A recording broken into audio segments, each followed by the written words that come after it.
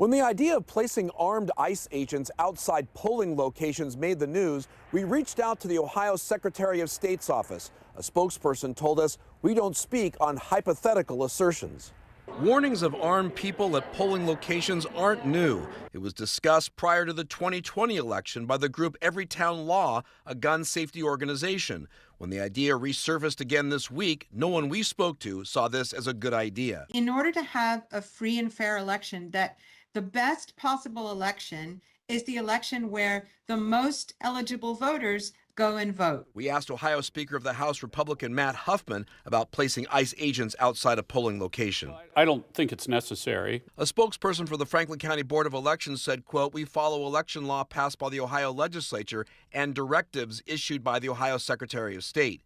Even if armed ICE agents did appear outside polling locations, Ohio law doesn't specifically prohibit carrying firearms at polling locations except in school zones. It does prohibit carrying concealed firearms in any building that is a government facility that includes one that is owned or leased by the government or political subdivision.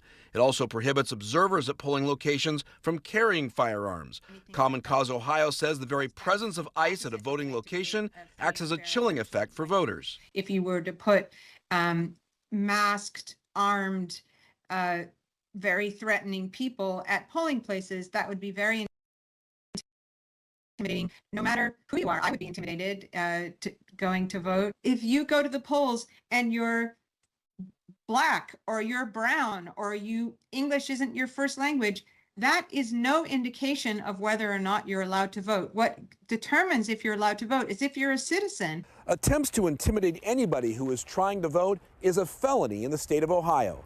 Reporting from the Franklin County Board of Elections, Kevin Landers, 10 TV News.